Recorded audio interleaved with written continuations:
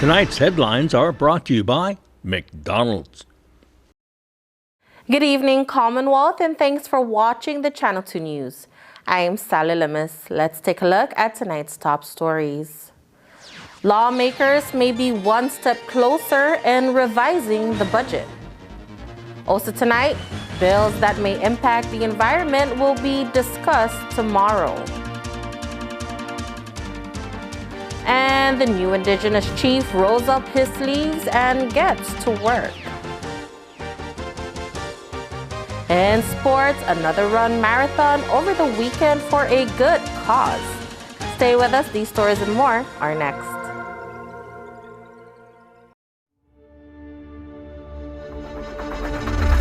What's the move? Kinda wild out. Catch a groove. She said, where you going? What's the move? Kinda wild out. Catch a groove.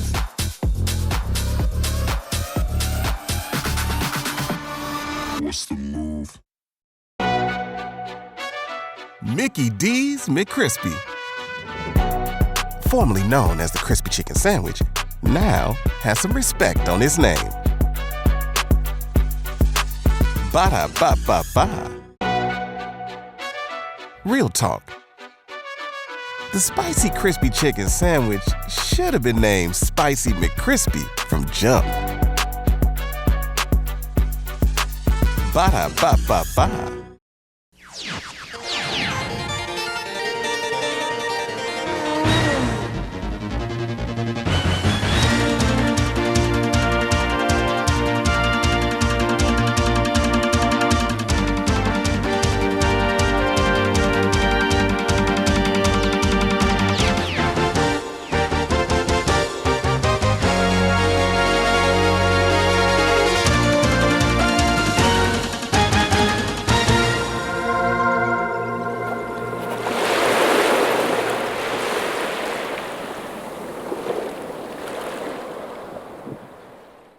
Half a day to the Wami and good evening, Commonwealth. Today is Monday, April 17, 2023.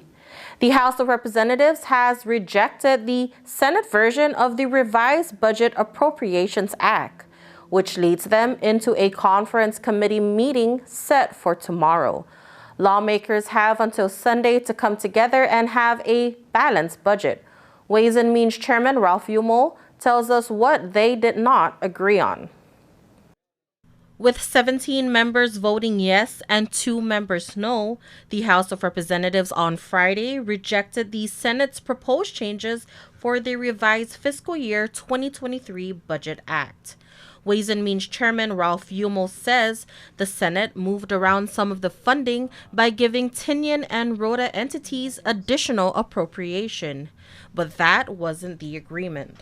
When we had the meeting for the fiscal response team with the Senate, we had an agreement where we're not supposed to touch any funding because the intention was just to remove ARPA from the budget FY 2023. So the Senate came in and moved about 800,000 to different department and agencies. So we agree with a lot of it, but there's some that we didn't agree with. The Senate's proposal included over-allocations to both the fire and police departments of Tinian and Rhoda, the liaison offices, and the mayor's offices. Yumo says their only concern was the appropriation for mayor's operations. That one needs to be clarified, and we need to hear what was the reason why. When we removed ARPA, there was no funds for the executive branch operation. So whatever funds that was available, it should go to the administration so they can address every agency that needs funding.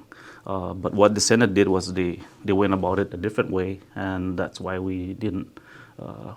That's why we rejected their version. Those reasons will be heard in tomorrow's conference committee meeting, where selected members from both the House and Senate will come together and debate the budget. Well, we want to try to finish it by tomorrow. So as soon as we get the clarification from the reallocation of the Senate to the senatorial districts, then we can go about finalizing. We didn't have a lot of issues with the other parts of the budget.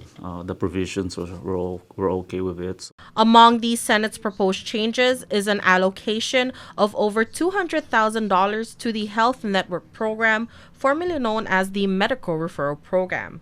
Tomorrow, the House will propose to add to that using the MOVE funds. So whatever funds that both Senate and the House it might be just thrown into the medical referral. That's what's really needed right now. We have patients that are currently abroad that needs to be taken care of, so that needs to be settled as soon as possible. The administration is reaching out to both sides of the legislature to complete the process by this Sunday. House Speaker Edmund Villagomez on Friday appointed UMO as chairman, Representatives B.J. Attel and John Paul Sablon as the conferee committees, and Representative Marissa Flores will be an alternate member. Senator Donald Manglonia will chair the Senate's conference committee. Its members are Senators Karina Magofnia and Carl King Neighbors. Senator Jude Hofschneider is the alternate member.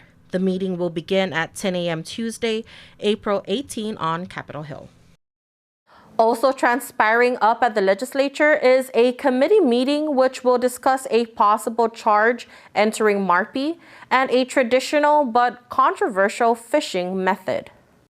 The House Committee on Natural Resources will meet tomorrow, Tuesday, April 18 at 10 a.m. in the Speaker's Conference Room. On the agenda is a bill authored by Representative Roman Beneventi, which proposes to impose a toll fee for passengers entering the Marpi area.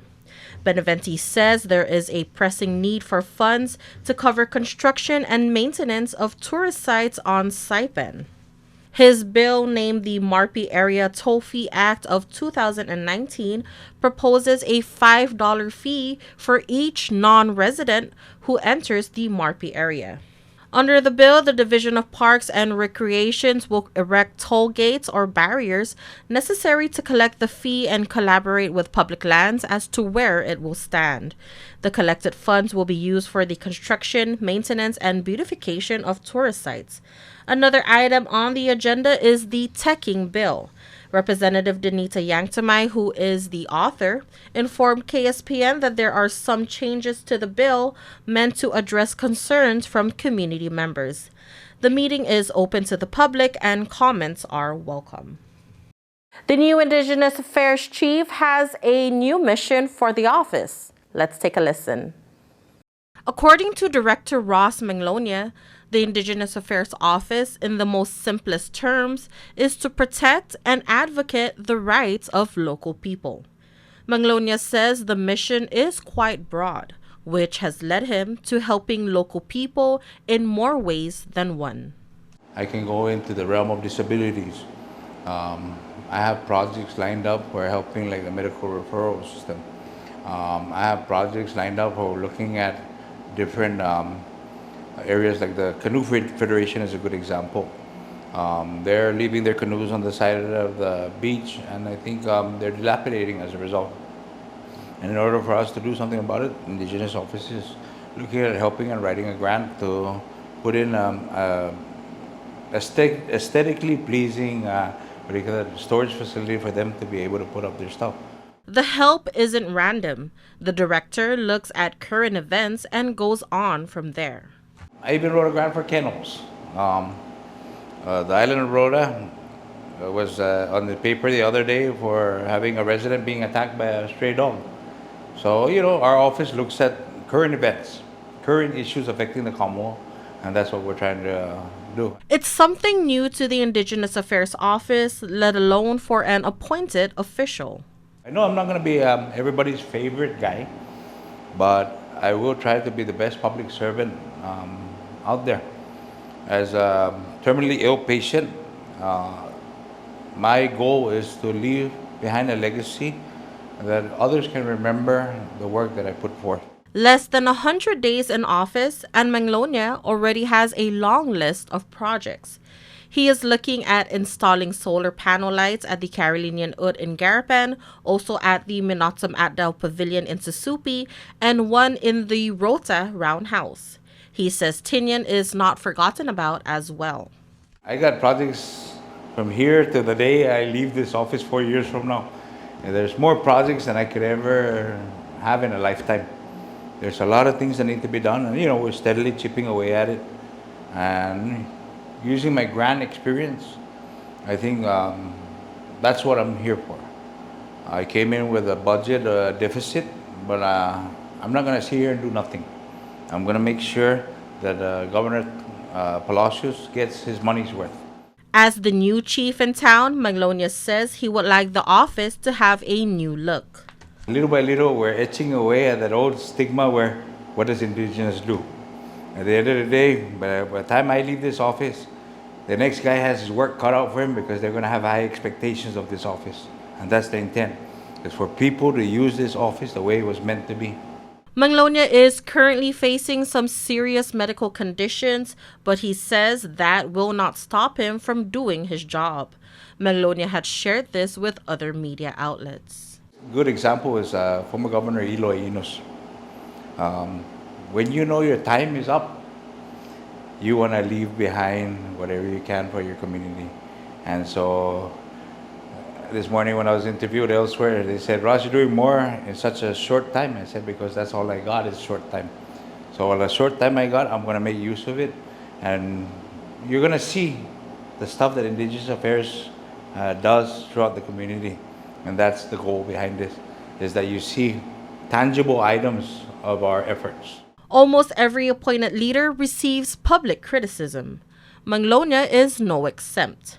One of his recent acts has gotten a lot of concern from community members. He says he tries not to engage into it. Like right now, I'm under criticism because I'm open. I'm inclusive. I can understand people complaining if nothing's being done, but not when we're doing work, not when we're helping others. This year our float will be not the Indigenous Affairs float. It's not going to be the Carolinian Affairs float. It's going to be entitled Inafamaulik TPO. So, it shows one people, two different distinct cultures, but we are one people nonetheless.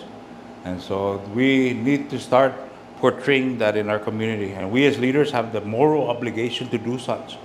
And I'm adamant about that. Manglonia says growing up, he had the best of both worlds as he was raised among many Carolinians. The unity has taught him a lot that he feels is important to pass down to the younger generation. It made me a better person as a result. Understanding that it wasn't just about me. It's about my neighbors next to me and how they feel about issues. So, it's one Commonwealth, one people, two different cultures. All right, coming up, a wave of blue on Sunday. What was that about? Let's find out.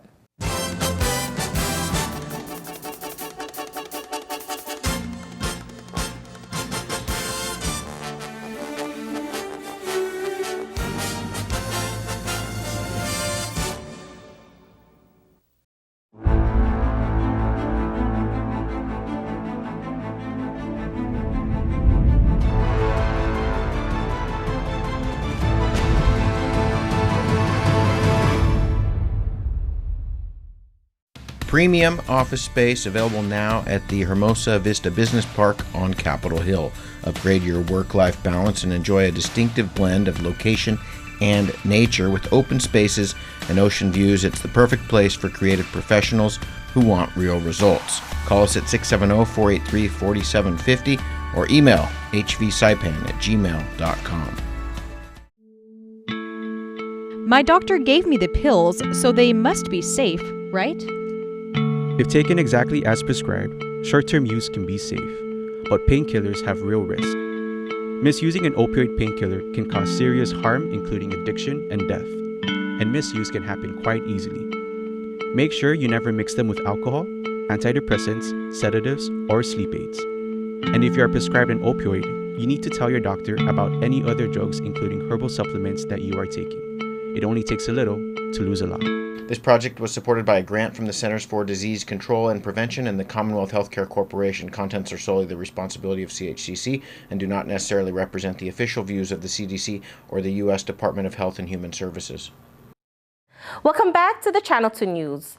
There was a long stretch of cars decked out with colorful balloons and support signs lined up at the Dandan Airport Field on Sunday. This was for the second annual Ride for Autism. This month, we raise awareness and promote inclusion of those individuals on the autism spectrum. Here is a sights and sounds by our videographer, Sunny Alonzo.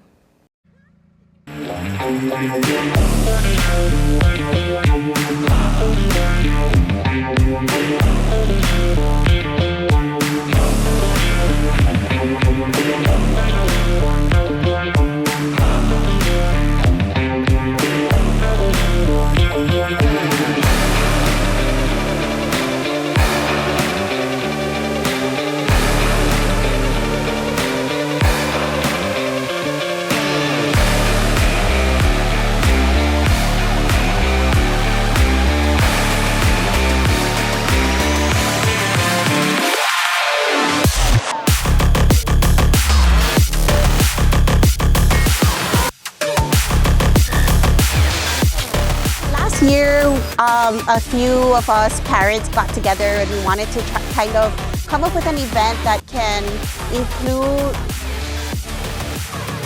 family members that may not be able to attend the walk or may not be able to attend other activities, maybe because their child is not comfortable with being exposed to a lot of loud sounds or whatnot. But at least with the Ride for Autism for the motorcade style, we're able to have them in their own car, in their own comfort, in hopes that, you know, they can participate. There was so much people, and so they got really emotional because, you know, everybody decked out their cars with blue, with, you know, balloons and stuff.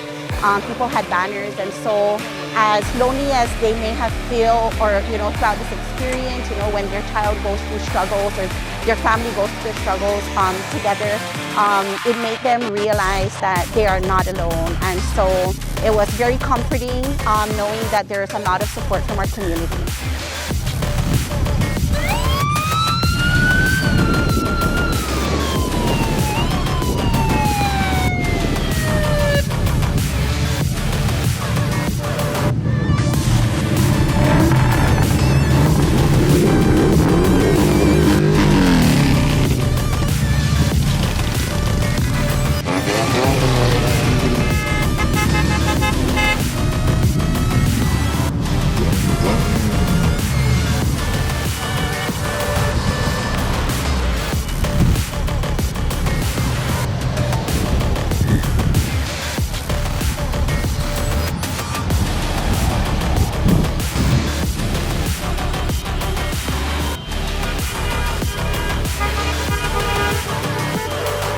Public school system does really provide inclusive environment and surroundings for the students, and so they're not segregated. They're included with a lot of the general classroom activities and whatnot, and it's really great. I know that a lot of students, they also learn to they're more aware, and so they're open to the idea of those with special needs. And so it's really heartwarming, you know, when we see other students who are really nice towards those children who are under the spectrum. And I know as families, it really, really means a lot. Tonight, we feature the continuation of the PSS NMA All-School Athletics that was held on Tuesday. Here are the results for the 400-meter and 1,500-meter events. In the 400-meter 9 and under boys, 3 heats were held. In Heat 1, Cloud Tien of Agape Christian School finished first, followed by Bear Murphy of Cagman for second place. Third place is Braden Brenflecht of Brilliant Star. Keep going, boys!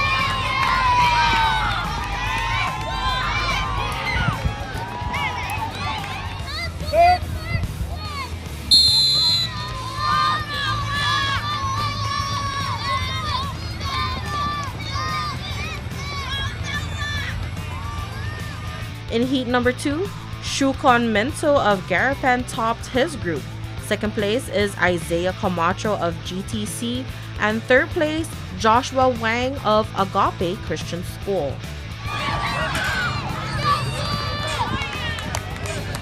In heat number 3, Shurup Mento of Garapan finished first, Shohanor Rahman of GTC second place, and Antosha Harris of Brilliant Star School third place.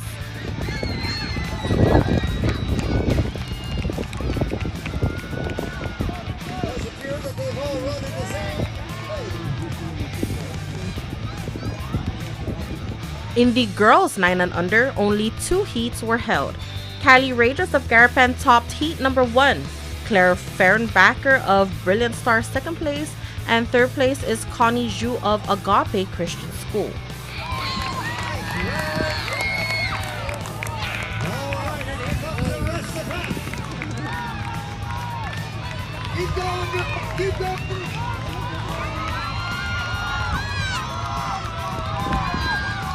In heat 2, Lavelle Spaeth of Brilliant Star crossed the finish line first, followed by Proa Hirochi of Garapan, and third place is Hannah Song of Agape.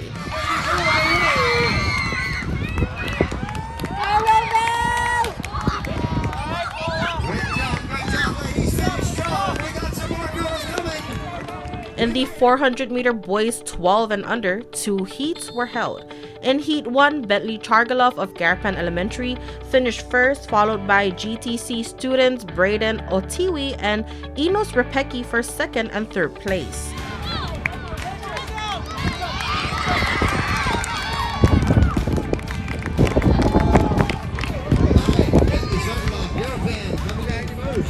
In heat number 2, Rayville Escarlon of Agape topped his group. Second place is Mohammed Mentos of Garapan, and third place, also from Garapan, is Richmond Lazaga.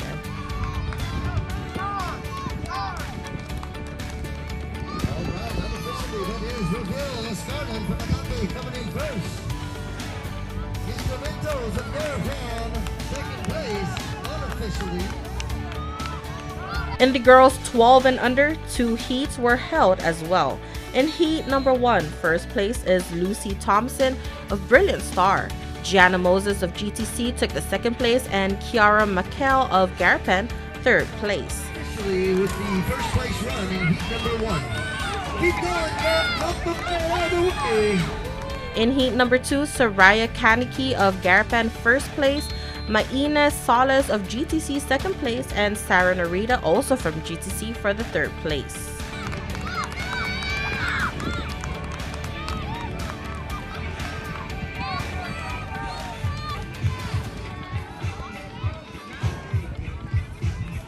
In the 1500-meter event, only 1 heat was held for each division. Evan Poole of Brilliant Star topped the boys 9 and under, followed by Cloud Tian of Agape for second place, and third place is Braden Brandflex of Brilliant Star School.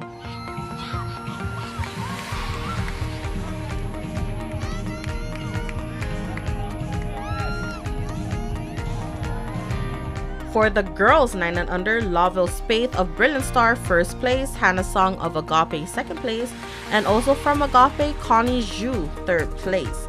In the boys 12 and under, first place is Rayville Escarlon of Agape, second place Benaya Murphy of Kagman, and Andy Chen of Agape Christian School third place. In the girls 12 and under, Lucy Thompson of Brilliant Star finished first. Agape students Lovena Zhu and Hannah Zhu finished second and third respectively. All right, folks, don't go anywhere because we have more sports up next.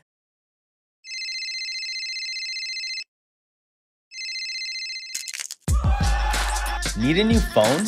Trade in now and get up to $500 off our best 5G devices.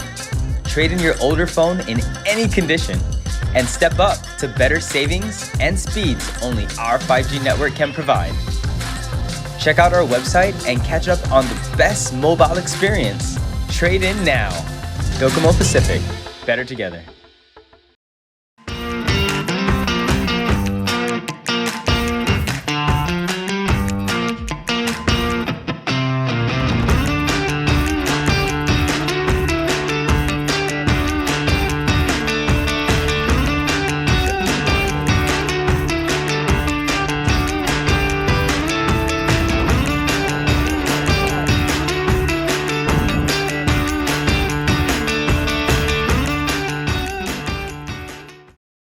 Premium office space available now at the Hermosa Vista Business Park on Capitol Hill.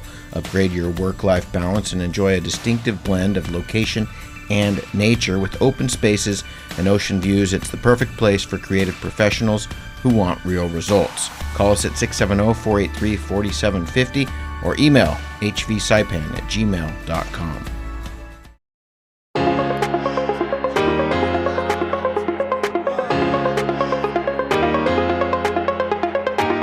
Hey, golfers, come north and practice your game at the Marianas Driving Range. New Year's local specials. 10-piece coupon books available for just $60.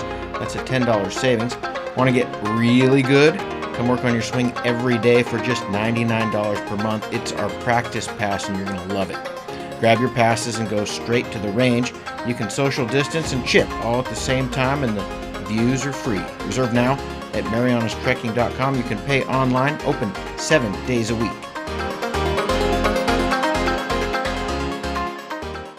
Buenas sports fans.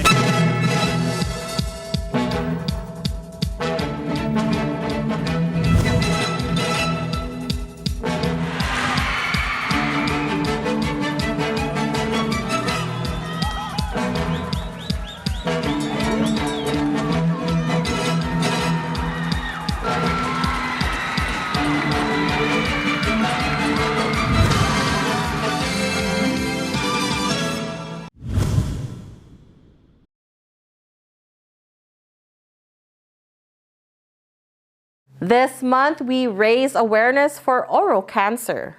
Run to show your support.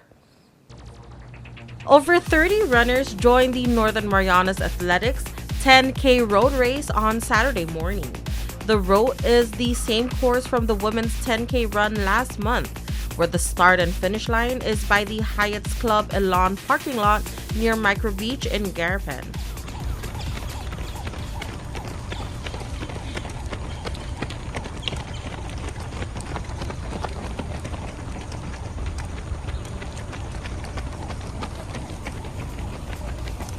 The top overall winner and first in the men's division is Sildri Valoria. Valoria crossed the finish line in 42 minutes and 25 seconds. The course was pretty fast actually. After running a lot of hills, it felt a lot easier. But then again, there wasn't that much competition, so I wasn't able to push my pace as much as I wanted. But overall, good race. Chad Taflinger came in second place with a time of 47 minutes and 47 seconds. Third place is Adam Walsh and his time 51 minutes and 15 seconds. Topping the women's division is Akiko Miller. She also finished second overall. She finished the 10-kilometer race in 43 minutes and 35 seconds. Second place is Ann Bang with a time of 53 minutes and 14 seconds. Shauna Brentflick finished third with a time of 54 minutes and 59 seconds. NMA's 10K road race coincided with CHCC's Oral Cancer Awareness 5K Walk and Run event. In the 5K event, Jiri Wang topped the men's division. Nice. Second place is Samuel Zhu, and third place is Darrow De Luna. In the women's division, Barbara Wang and Emma Pang of Agape Christian School finished first and second place respectively. Third place is Anne Felipe.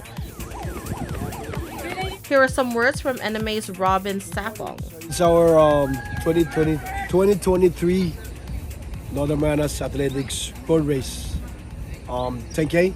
And you know, the reason why we brought up this race when things were cancel out, some of the runners want an event.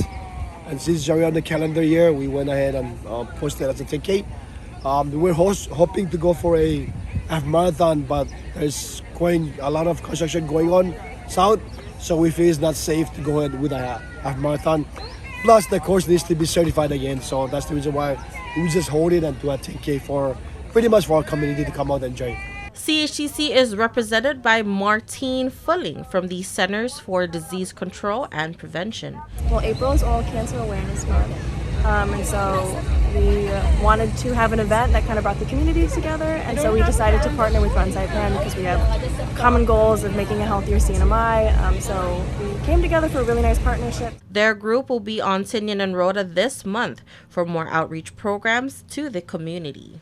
We have some outreaches planned for Tinian and Rhoda, so we'll be on Tinian the 28th doing free oral cancer screenings at the public library, and then we'll also have an info booth at the fiesta that's happening that weekend. And then for Rhoda, we'll be there the 26th and 27th, and we're doing outreaches in the schools with, again, free oral cancer screenings, and then we're also having a softball tournament in Rhoda for oral cancer. Yeah.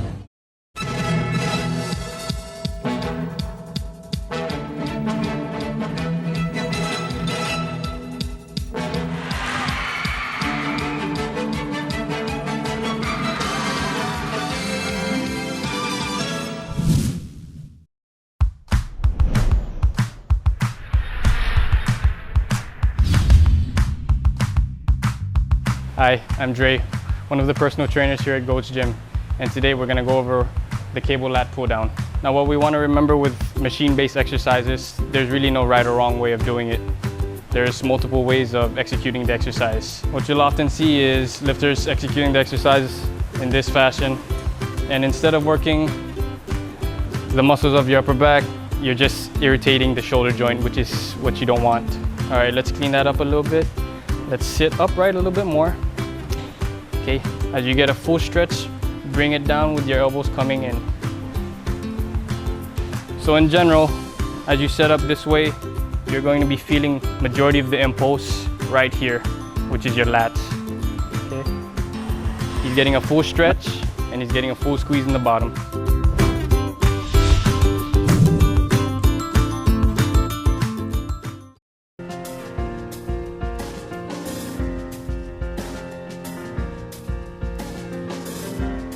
And for your KSPN weather report, today mostly sunny with isolated showers, east-northeast wind around 14 miles per hour. Tonight partly cloudy with isolated showers, east-northeast wind 11 to 18 miles per hour and gusts as high as 24 miles per hour. High 86, low 78. Your humidity is at 82%. Tomorrow partly sunny with isolated showers, east wind 15 to 18 miles per hour and gusts up to 24 miles per hour. High 86, low 77. Your marine forecast for the Saipan coastal waters for tonight and Tuesday. East wind 15 to 20 knots, wind waves 3 to 4 feet. Northeast swell 5 to 7 feet. Scatter showers on Tuesday. Your sunrise will be at 6:02 a.m. High tide at 5:22 p.m. Low tide 12:01 p.m. and the sunset you can catch that at 6:31 p.m. And there you have it. That is your Monday edition of the news, sports, and weather here in the Marianas. Thank you so much for watching the Channel 2 News. We hope you have a great night, and we'll see you back here on Wednesday for more.